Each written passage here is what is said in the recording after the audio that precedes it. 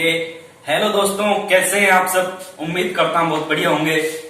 पिछले हमने कुछ क्वेश्चंस किए थे पिछले कुछ गुजरे हुए लेक्चर्स में, जो हमारे जो पास्ट में जो लेक्चर हुए थे, कल हुआ था हमारा लेक्चर, उसके अंदर हमने कुछ क्वेश्चंस कर लिए थे। 12 क्वेश्चन हमने कंप्लीट कर लिए थे। आज जो बचे हुए क्वेश्चंस हैं हम वो करने वाले हैं। तो बिना कोई टाइम बर्बाद किए, बिना कोई समय गंवाए स्टार्ट करते हैं। एक एक क्वेश्चन अच्छी तरह कराऊंगा। आज इसका सेशन कंप्लीट होने वाला है मोशन इन स्ट्रेट लाइन का। फिर आपको खुद प्रैक्टिस करनी होगी इसकी, ठीक है। जितना मैं करा सकता हूं उतना मैं करा रहा हूं। मोशन इन स्ट्रेट लाइन के अंदर मेरे को जितनी मैंने जानकारी जुटाई वो आपको मैंने बता दी, ठीक है। बुक से मेरे को आती थी वो मैंने बता दी, थ्योरी पढ़ाई, क्वेश्चंस करवाए। बाकी आपके ऊपर है, आप किस तरह से इसकी प्रिपरेशन करते हो, किस तरह से इसकी तैयारी करते हो, ठीक है। और इससे आगे हम पढ़ने वाले हैं कल के लेक्चर में मैथ में कॉम्प्लेक्स नंबर, और उसके बाद वापस फिजिक्स की तरफ लौटेंगे गति के नियम लेकर, मोशंस लॉ लेकर, जो न्यूटन साहब ने दिए थे, ठीक है, सर आइजैक न्यूटन ने दिए थे। तो आज का सेशन स्टार्ट करते हैं बिना कोई देरी करे। तो जल्दी से लाइक कर दीजिए, वीडियो को सब्सक्राइब कर दीजिए, और अपने मन के अंदर जो भी चल रहा है वो निकाल दीजिए, क्लास में आ जाइए, ठीक है। तो स्टार्ट करते हैं 13वें क्वेश्चन से, क्योंकि 12 क्वेश्चन अपन कंप्लीट कर चुके हैं। तो 13वां क्वेश्चन, ओके। अब देखिए क्वेश्चन नंबर 13, पढ़ के बता देता हूं, आप भी एक बार रीड कर लीजिए। एक पिंड की स्थिति x समय t, एक पिंड की स्थिति, क्वेश्चन थोड़ा अटपटा सा है, आप लोगों को कम समझ में आएगा, लेकिन मैं समझाऊंगा तो बाद में आपको क्लियरली समझ आ जाएगा, ये मैं वादा करता हूं, ठीक है। तो एक पिंड की स्थिति x समय t के सापेक्ष निम्न समीकरण के अनुसार बदलती है। x is equal to at² minus BT cube. पिंड का त्वरण t के किस मान पर शून्य होगा। मतलब t का इस पर कौन सा मान रखेगी, पिंड का त्वरण शून्य होगा। यहां पर किसी वस्तु दे रखी, कोई भी मान दे रखा है x का, स्थिति दे रखी है किसी पिंड की स्थिति, x is equal to at² minus BT cube. तो इसमें अपन को पहले त्वरण ज्ञात करना है, और t के किस मान पर त्वरण शून्य होगा, तो t का मान निकालना है। सबसे पहली बात सीखते हैं किस प्रकार से इस प्रकार के प्रश्नों को हल करते हैं, ठीक है। तो ध्यान देना बोर्ड के ऊपर। देखिए सबसे पहली बात अपन वेग की बात करते हैं। मैंने वेग बताया था, वेलोसिटी होती है विस्थापन बटा समय, ठीक है, x/t। लेकिन हमने पढ़ा था ताक्षणिक कुछ चीज पढ़ी थी, ताक्षणिक वेग, ताक्षणिक त्वरण, ठीक है। ताक्षणिक वेग को किसे दर्शाते हैं, dx/dt। मतलब x/t का क्या कर देते हैं, डिफरेंशियल कर देते हैं, अवकलन कर देते हैं। इसी प्रकार त्वरण निकालना है तो उसका दोबारा अवकलन कर देते हैं। अवकलन आपको मैथ की क्लास में सीखेंगे हम, ठीक है, ठीक है। तो यहां पर डायरेक्ट लिख देता हूं, जैसे इसका अवकलन क्या होता है, d²x/dt²। इसको त्वरण बोलते हैं, ठीक है। क्या बोलते हैं, x/t, जैसे कोई चीज विस्थापन अपॉन समय है, x विस्थापन है किसी वस्तु का और t टाइम है, तो d²x/dt इसके लिए क्या हो जाएगा, इसका त्वरण हो जाएगा। तो हमें क्या ज्ञात करना है, इसमें d²x/dt² ज्ञात करना है। अब आपको अगर क्या आता है, अवकलन आता है, डिफरेंशियल आते हैं, तो आप आसानी से को कर देंगे। बाकी नहीं आते तो आपको मैथ की क्लास देखनी पड़ेगी, जो मैं भविष्य में पढ़ाऊंगा आपको, अवकलन, डिफरेंशियल। तो देखिए मैं करता हूं, x is equal to at² minus BT cube. t के सापेक्ष अवकलन कर देंगे तो इसको लिखेंगे dx/dt is equal to d/dt। इसका अवकलन कर रहे हैं अपन, है ना, at² माइनस बीटी क्यूब। देखिए अगर आप 12th पास कर चुके हैं, एयरफोर्स की तैयारी कर रहे हैं, तो आपको अवकलन आते होंगे, ऐसी कोई बात नहीं। 11th में भी आते हैं, ठीक है, 11th में भी अवकलन आपको आते होंगे, ऐसी कोई बात नहीं है। तो देखिए इसका अवकलन क्या हो जाएगा, 2at माइनस 3 आगे और b और ये t², मतलब t क्यूब का क्या होता है 3t², b ऐसे कैसे अचर पद है, और t² का 2ta अचर पद है, ठीक है। अब ये तो क्या हो गया, इसका वेग हुआ dx/dt, हम जानते हैं, लिखा था। हमें क्या नहीं करना है, इसका दोबारा अवकलन करना है, d/dt dx/dt का, ठीक है, दोबारा अवकलन करना है, ठीक है। इसी प्रकार इसका करेंगे, बराबर क्या है, 2at माइनस 3bt², ठीक है, वापिस अवकलन करना है। तो ये क्या हो जाएगा, d²x/dt², इस प्रकार लिखते हैं, ठीक है। तो इसका क्या होगा, 2a तो अचर हो गया और t का 1 हो जाएगा, तो केवल 2a माइनस 3 भी अचर हो गया और 2t, 3b इंटू t² का क्या हो जाएगा 2t, तो क्या हो गया 2a माइनस 6bt। ये क्या हो गया, इसका त्वरण आ गया। अब देखिए, ठीक है, ये क्या है त्वरण। क्वेश्चन आप ध्यान से पढ़ लीजिए, उतार लीजिए, मैं इसको मिटाने वाला हूं क्योंकि जगह कम है, ठीक है। यहां से मिटा देता हूं, इसको ऑप्शन से रहने देता हूं।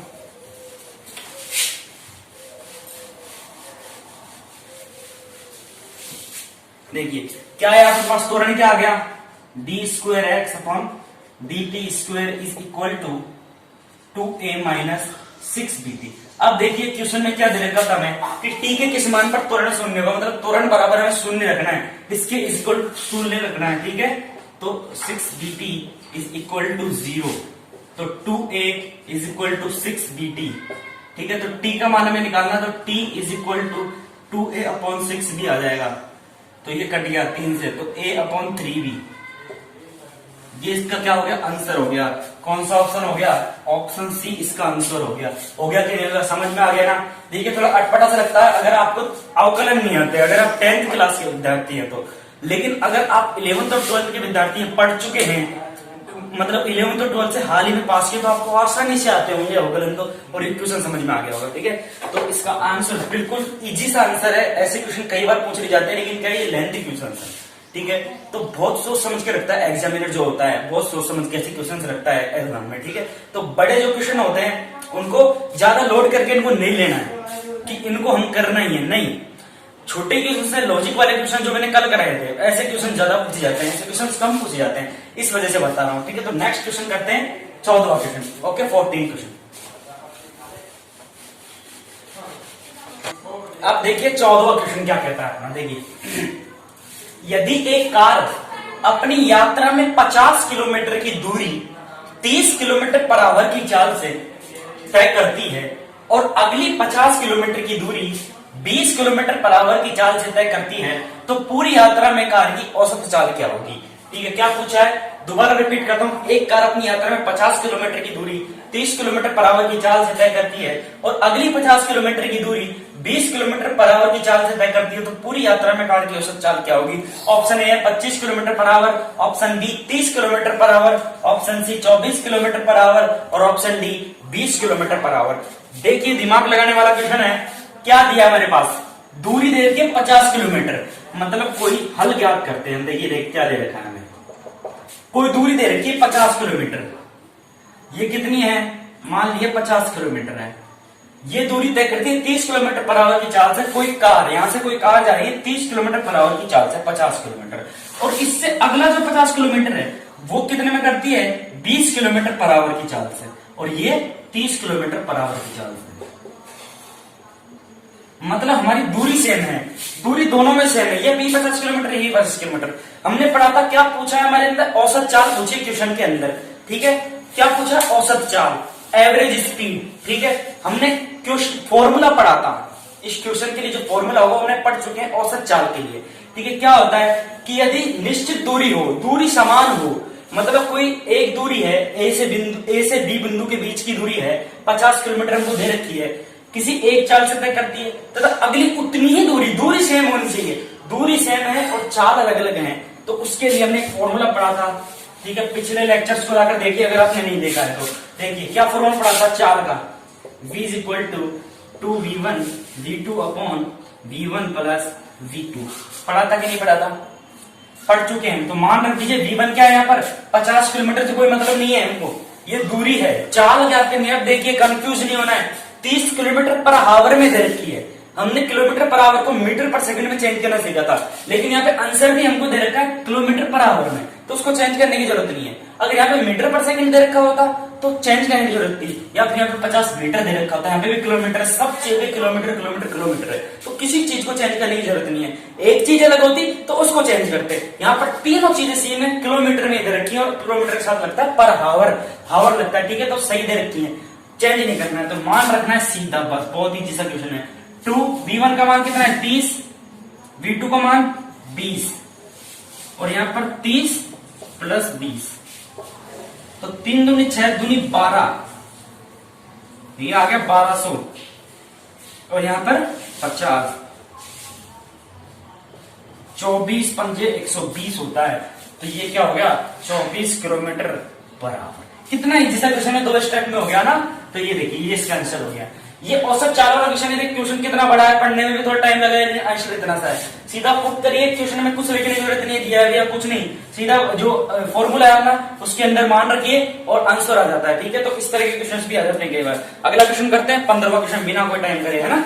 चलिए अब देखिए 15वां क्वेश्चन हमको क्या कहता है। ठीक है, ये भी उसी पे ऊपर डिपेंडेंट क्वेश्चन है, औसत चाल के ऊपर, जो हमने अब ये भी किया है क्वेश्चन। ठीक है, उसके ऊपर ही डिपेंडेंट है।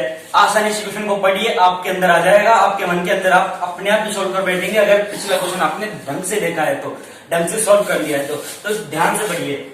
एक शिक्षक अपने घर से विद्यालय 50 किलोमीटर पर आवर की चाल से जाता है और विद्यालय से घर 20 किलोमीटर पर आवर की चाल से वापस लौटता है, तो पूरी यात्रा में शिक्षक की औसत चाल क्या होगी। ए ऑप्शन है 50 kilometre per our, B option है 35 kilometre per our, C option है 30 किलोमीटर पर आवर और डी ऑप्शन है नन ऑफ दीस, इनमें से कोई नहीं। ठीक है, देखिए सबसे पहली बात तो औसत चाल हमें निकालनी है। क्या निकालनी है? औसत चाल। अब देखिए, अब औसत चाल के दो सूत्र होते हैं। यदि दूरी सेम है, मतलब आप एक दूरी जो सेम है, एक दूरी तय करी एक चाल से, किसी चाल से, जैसे 2 किलोमीटर पर आवर की चाल से एक दूरी तय करी, तो उतनी ही दूरी, सेम डिस्टेंस कोई अन्य चाल से तय करी, तो फॉर्मूला अभी में पता है। देखिए इसमें भी सेम दूरी है क्या, घर से विद्यालय जाता है और विद्यालय से घर आ जाता है, दूरी सेम ही हुई क्या? अरे दूरी सेम ही हुई क्या? दूरी तो सेम ही होगी ना, क्योंकि देखिए ये उसका घर है और ये उसका विद्यालय है। यहां से गया विद्यालय की तरफ कितनी किलोमीटर पर आवर की चाल से? 50 किलोमीटर पर आवर की चाल से, जाते टाइम बाइक से गया जैसे, है ना। और आते टाइम वापस बी से ए, मतलब विद्यालय से वापस घर आ गया 20 किलोमीटर पर आवर की चाल से, यहाँ पर साइकिल से गया वो। ठीक है, अब देखिए आंसर भी किलोमीटर पर आवर है तो चेंज करने की जरूरत नहीं है, कहीं पे भी मीटर नहीं दिख रहा, किलोमीटर है तो चेंज करने की आवश्यकता नहीं है। तो फॉर्मूला वही लगेगा, क्योंकि डिस्टेंस क्या है, सेम है। तो 2v1 v2 upon v1 plus v2 तो is equal to 2 into 50 into 20 upon 50 plus 20। यही हुआ क्या? देखिए ये क्या हो गया, 50 इंटू 20 2000, 50 इंटू 20 1000 और 2000 अपॉन 70। देखिए ठीक है क्या, 5 दूनी 10, हाँ बिल्कुल सही है। 1 जीरो से 1 जीरो कैंसिल, भाग दीजिए, भाग दीजिए, इसका आंसर क्या होगा? देखिए 200 में 7 का भाग नहीं जाएगा, मतलब इन तीनों में से कोई सा भी नहीं होने वाला। ठीक है, तो क्या होगा, नन ऑफ दीज, इनमें से कोई नहीं। ठीक है, बात समझ में, तो इसका आंसर क्या आ जाएगा, डी इसका आंसर हो जाएगा। क्यों? क्योंकि इसका भाग जाएगा, जैसे 7 दूनी 14, तो 6 बच गए 8 56 पॉइंट 5 28.5, ये कुछ इसका आंसर होगा। ठीक है, तो इस प्रकार से इस प्रकार के क्वेश्चनों को हम करते हैं। ठीक है, समझ में आ गया ना आपको? क्लियर है क्या? औसत चाल वाले क्वेश्चन, एक क्वेश्चन और करवा देता हूं औसत चाल वाला, जो जिसमें डिस्टेंस सेम नहीं होती। ठीक है, वो क्वेश्चन करते हैं 16वां क्वेश्चन, तो ध्यान दीजिए बोर्ड के ऊपर। नेक्स्ट क्वेश्चन,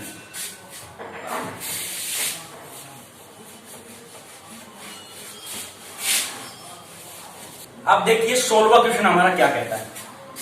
एक कार अपनी यात्रा के प्रथम आधे समय 20 मीटर पर सेकंड की नियत चाल से चलती है और अगले आधे समय 60 मीटर पर सेकंड की नियत चाल से चलती है, तो कार की औसत चाल क्या होगी?